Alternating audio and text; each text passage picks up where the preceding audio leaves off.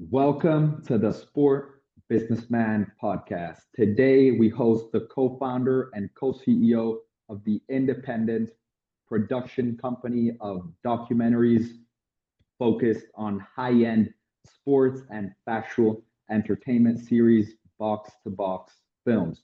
We speak directly with James Gay Rees, who's the producer behind the most important sports documentaries in the history of sports and entertainment, building and producing documentaries of the most important legends in sports like Senna, Cristiano Ronaldo, and Maradona, and most notably in recent times for the growth of audiences in North America for the sport of Formula One, thanks to the success of Drive to Survive.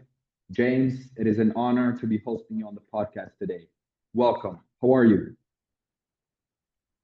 Very well, thank you. Lovely to be here. Great to meet you and excited to get into it and to talk about the journey.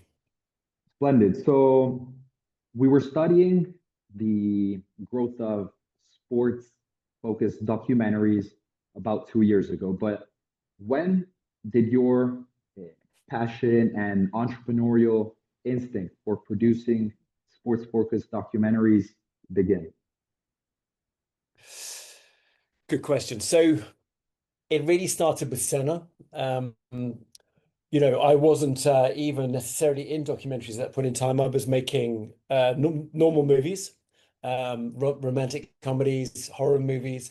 But my father was the account director for John Player Special Cigarettes in the 80s. And so he would go to all these shoots when Ayrton Senna was driving the black and gold Lotus car. And he would tell me, he'd come back and tell me these incredible stories of this incredible young driver who just seemed to be otherworldly and on a different dimension, a different level. And so he really captured my interest with the way he spoke about Senna in those days. Anyway, then fast forward to me living in Los Angeles many years later. And I was living in Los Angeles when Senna died. And I remember calling my dad to say, my God, that guy you used to tell me about, Ayrton Senna, he's died. I can't believe it. My dad was like, I can't believe it as well. He was so talented. There's no way he would make a mistake. There's something strange about it. It doesn't make sense. So I just got kind of obsessed with Senna again. And I just thought it'd be amazing to make a film about him. And I knew nothing about films or documentaries then. Like I said, I was starting to make a few normal narrative movies, regular movies. And I knew nothing at all about documentaries. And I was just like, I wonder if I can make a documentary about him. So, because I mean, he's such a rock star, Senna. He looks like a movie star. He's a charisma kind of king. I was like, there's no point in making a movie about this guy because who's going to play Senna? Who can be Senna? There's only one Senna.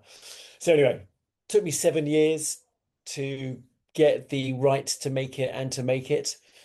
And that was the first step on the journey, really. So it was a real happy accident. I mean, listen, Senna's accident wasn't very happy, but my connection to his story was a happy accident through my father. And yeah, it just was an amazing experience. His family are incredible people to deal with, still in touch with them today. And we had a financier who was incredibly passionate about motorsport and Senna. So I was already working with those guys anyway. So it was a very easy conversation to have with Working Title Films and who are part of Universal Studios.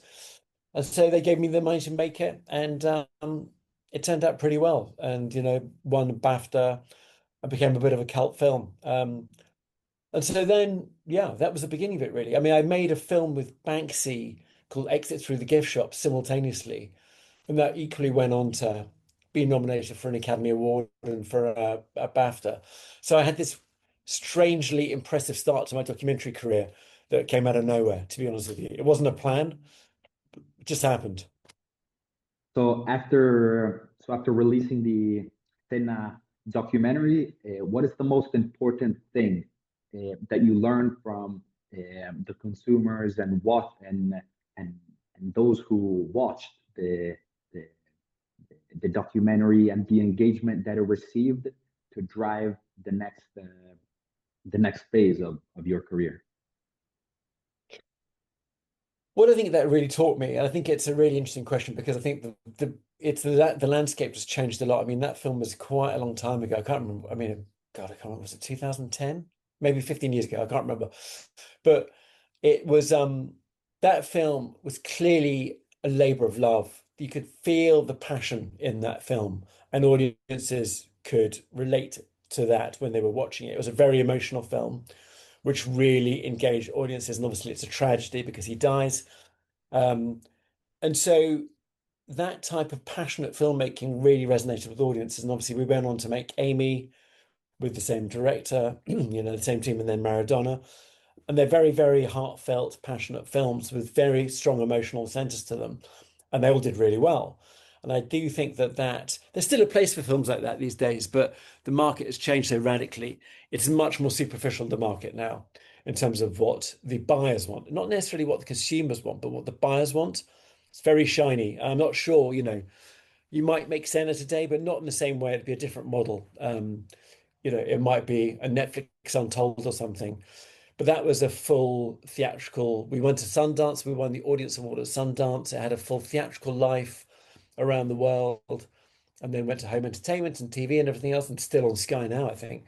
But it's interesting. The model has changed radically, and not necessarily for better, I don't think.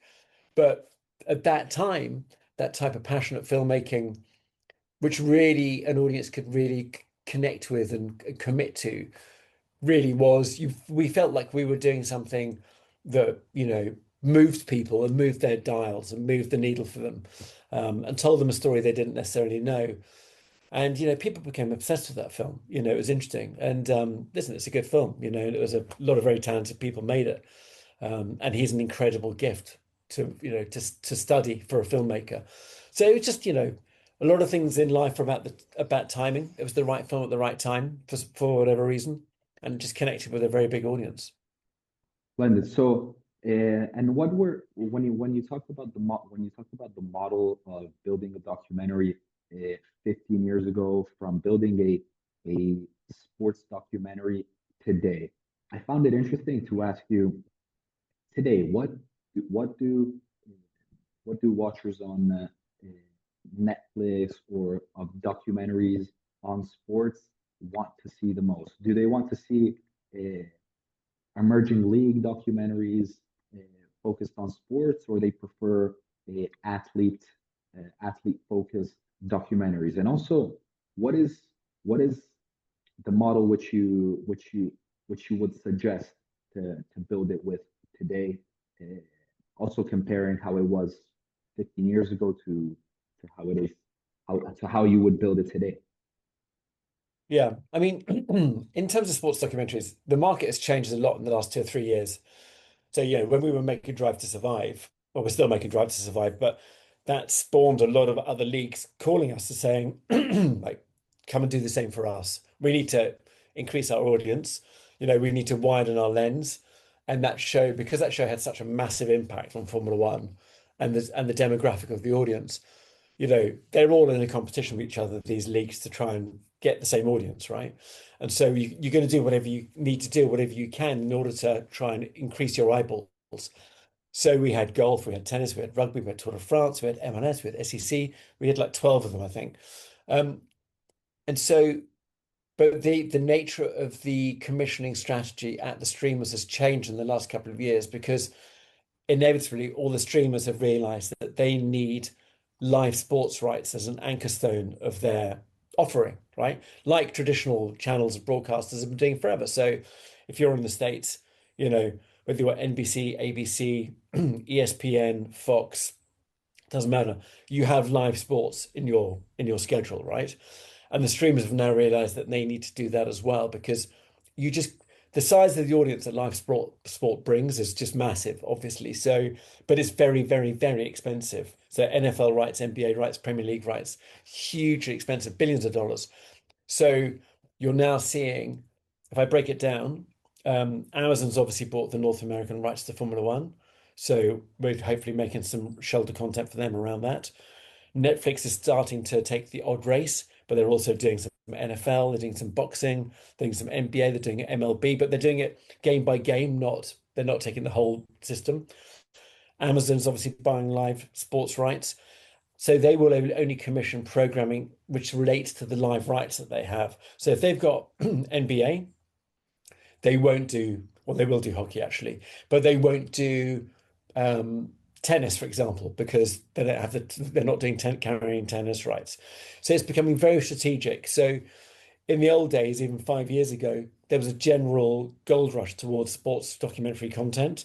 Now you have to be very specific about which buyer you're targeting, depending on what rights they have, what needs they have, and then giving them the shoulder content that they need, which complements the live rights that they're carrying.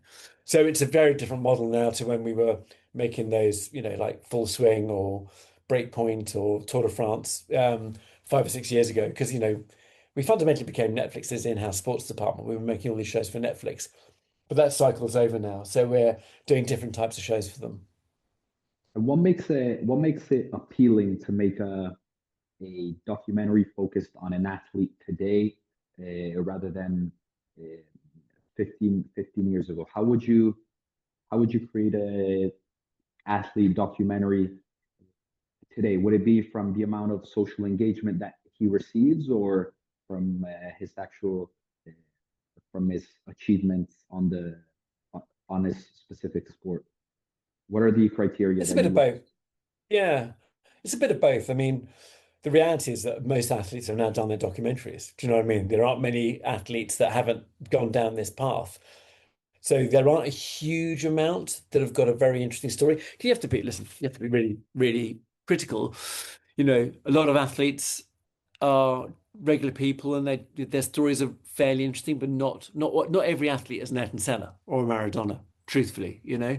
Um, Netflix has its Untold strand now, which is trying to look at different moments in sport or different athletes with a different, because they have got an interesting story.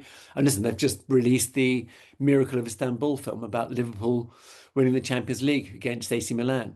It's a pretty well-known story, but it's just a great story. So they're like, that's worth telling it again. They've just done the Jamie Vardy story about this guy who came from the lower leagues and ended up winning the Premier League with Leicester. So, but there aren't that many Jamie Vardys and there aren't that many Istanbuls and there aren't that many Sennas. So the danger is that you end up making documentaries about athletes who aren't that interesting. Um, so we're pretty rigorous about who we want to go after. Um, I was offered a major English footballer this morning who has got an incredible career, but his story is not that remarkable. So you're like, well, as a filmmaker, I'm not sure how we're going to go. But he's a massive, massive player for a huge London club, glorious career, managing now. But anyway, I'm not sure it warrants the exercise. So you just got to be very honest with yourself about, because these films are incredibly hard to make. They take a long time, and they're not easy to get right. So you've got to be convinced that there's enough going on. So we find it very interesting also, as an audience, to learn how why did you go from, and how was your shift from being an independent producer of documentaries in sports to founding and building an independent production company with Box to Box Films? And how has your method and process for, as you were mentioning before, understanding the story and creating the narrative for the uh, series and documentaries that you produce? What is your method? Well, the first part of the question, basically, I always had a company, but then when I met Paul Martin, when we were making the Ronaldo film together, we realized that there weren't many people making or focusing on sports documentaries. There'd been the odd one, like When We Were Kings and Touching the Void, which is about mountaineering. So it's a bit niche, but great movies. We were like, hang on, there's nobody making a lot of sports documentaries. I made Senna, and that had been a big success. So we were like, there's a bit of a gap in the market here. We could really, really kind of get into this and really try to own the space. And we have done that pretty well for a long time. I mean, I think in broadcasted a survey last year, we did almost 2.5 times as many hours for streamers as any other company in the UK, drama or documentary. So we grew very quickly, mostly sport, not exclusively sport, but mostly sport. Um, And now it's like everybody does documentaries. Now everybody does sports documentaries. When we started 10 years ago, nobody was doing it really. So we did break new ground with that, I think. And then, when you have success, then everybody copies you and it kind of becomes a much bigger race, which is fine. And it's very flattering, but and you've got to expect that. So in the second part of the question, I mean, in terms of our process, it's never really changed. You have to analyze every opportunity and be very honest with yourselves about how good is the story, how can we tell the story differently, how can we make a film or a series which is going to surprise the audience. There's lots of different financing models out there. How are we going to finance it? So there's just a lot of criteria that you have to look at, and also you have to work out who's going to buy it? What are they looking for? Like I was saying earlier, what does Amazon want? Would Amazon buy this? Would Netflix buy this? Would Apple buy this? Would Disney buy this? You've got to really you can't second guess the market because that's fatal because then you're always playing catch up. You've got to go with your instincts, but you have got to have a sixth sense about who might be the best home for it, what they might pay for it, how keen they're going to be. So it's a kind of combination of your own instincts and the market knowledge that you have. You've got to marry it and try to bring those things together to the sweet spot. So the first and most important thing to understand is who is going to buy. The first thing that you understand is who is going to buy this, not really who is going to be watching this. Yeah, no, I mean, exactly. But nobody's going to watch it unless you've got a platform on, unless you're on a platform. If you're talking about the streamer model. So, we've done things before on spec, like we made a film about Steven Gerrard with independent finance, and then, we took the risk of making it in advance and then selling it later. We sold it to Amazon. Maradona was independently financed with the same people. And again, we were coming off the back of Senna and Amy, so we knew we were going to sell it. And we sold that territory by territory in Cannes. So, but that was again, it was a while ago. So now in the streamer facing world, you've really got four or five choices. You've got to think, is one of those guys going to buy it or not? And if they don't, you're up against it. Okay. And when speaking about the financing and support that came 3 years ago from Bruin Capital, um, how has this impacted the growth of box-to-box film? How is it going to support the growth for the next years? And what has been the impact also to your operation and and production of documentaries? Well, it's just been it's been great actually. I have to say they're really, really good people. They're great partners. We really like each other, I think, which is, unusual in that sort of private equity situation to actually, cherish the relationship. And they've instilled in us a bit more business acumen because they're obviously in it to win it. It's not a hobby for these guys. They want a return, which is we knew going into it. And so they've made us much more efficient in terms of the way we run our company, the way we look at our overhead, the way we look at the kind of returns internally, the way we measure success.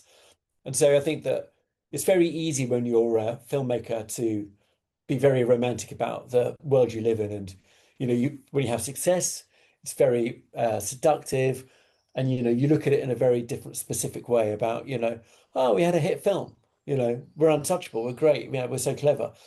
But actually it makes you look at it through that lens, not only through that lens, but also, okay, what's the return? What does that mean for the business? What does that allow us to do going forward? Is the overhead too big? Is the overhead too small? Where are we spending our resources? And also, so there's that aspect to it, which I think is very important for filmmakers because they don't naturally tend to worry about the bottom line so much. But, if you want to stay in business for 10, 20, 30 years, you've got to be responsible about the bottom line. Obviously, it sounds like an obvious thing to say, but it's not a natural fit for most filmmakers. They're not in it for the bottom line. They're in it for the artistic, creative expression, which is kind of right. But, I've gone from being a filmmaker to being a businessman who happens to be a filmmaker. I'm running a business now. I'm not just a filmmaker. And I knew that going into it, and that's what I wanted to do. And then the other thing is they make you explore wider revenue opportunities. So now we don't look at projects purely from a creative point of view. We look at them from a creative and a commercial point of view. So it's like, okay, is this creatively interesting? If it is, great, that's fine. But secondly, what are the commercial aspects to it? Does it make sense commercially? What, apart from the, money you're going to make by selling this to a streamer, what other revenue can we generate from this? And, what other ancillaries are there? So, a good example is a show we made with Simon Cowell for Netflix, which is called Simon Cowell, The Next Act, about him finding a new boy band. We found the band, they're called December 10th. They're now signed to Universal. They're doing incredibly well. We have a piece of that band's, we have a small share of that band's upside. So, that's a very good example of how there's a commercial um, benefit to that project for us outside of the Netflix deal that we did. And so I really like, looking at the wider commercial model of opportunities. And hence, that's why we brought in a great guy called Matteo Parali recently to become the president of the company and to look at and to broaden the commercial opportunities and the revenue streams that we have available to us. So he's based in Los Angeles and he's been a great addition to the team. Splendid. And so when we look at, for the last question of the audience, when we look at the growth focus for the next 10, 5, 10, 20 years, which angle of the sports are you targeting now? Are you going to look for more emerging leagues, looking for audiences, more athlete-focused documentaries? And where is from your studies also of consumers' behavior today, what is the growth outlook and next opportunities for box-to-box films? Yeah, listen, I think we will always do sports documentaries in some shape or form, whether it's a Drive to Survive or we've just done a 4-part series about Johan Cruyff, which is coming out very soon, which is fantastic. So we'll always do those things. Um, and I think that the bigger question you ask about the kind of like the growth potential of the company over the next 5 or 10 years is that flywheel. So, you look at a project, you go, okay, there's the documentary. But are there any live elements to the project? Are there any digital elements to the project? Are there any branded elements, brand partnership possibilities to do with it? Are there any merchandising possibilities to do with it? So, in each situation, like we have a joint venture with Canelo, the boxer in Mexico. So, we're just very early on the journey, and also with Noel Ayres, the sprinter. We're looking at those guys now and going, okay, so obviously there's the legacy documentary, but what are the other opportunities that we can build out with these guys, whether it's in the live space, in their brand partnerships, in their digital space, And so it's about building a company that can facilitate and execute on the various opportunities above and beyond the core activity of making the content. Because making content alone is great, but it's not enough to grow. You can't, it's very hard to scale that. So you need to be able to, even though we've scaled it quite a lot, we've probably taken it as far as you can without looking at the ancillary stuff now. So, and obviously every opportunity has slightly different actions within it or possibilities within it. So we're trying to build a company which can respond to different opportunities in a very nimble way because they won't all need the same service. Some of them will need live, some of them will need brand partnerships, some of them will need the digital component, some of them will need the pure content play. It really depends on the opportunity. But the dream is it will have a company which is flexible and nimble enough that it can do everything in a very, very high-end way. We don't want to be all things to all people. We want to be incredibly premium in whatever field we're in, whether it's digital, live, or branded. But we want to be able to kind of have this perfect matrix whereby we can plug in any opportunity into this matrix and service the opportunity to the absolute max and really, really deliver, really execute. Because I think that we've always been very premium. So the idea is to stay super premium because I think there's a huge premium on being premium from a valuation point of view. So I want us to be a very, very high-end boutique sports studio that just does the best work in whichever field it operates in, because that's what we've always done in the content space. Now we have to translate that into these other verticals. Splendid, James. Thank you so much for introducing us to your story of building the first Senna documentary, explaining to us what consumers find interesting to watch today, how sports documentaries are built, your processes, the financing partnerships, and the growth outlook for box-to-box films. It was an honor to host you on the Sport Businessman podcast today. Great to meet you. Thank you very much, man. Good luck with everything. Grazie. Thank you. Ciao.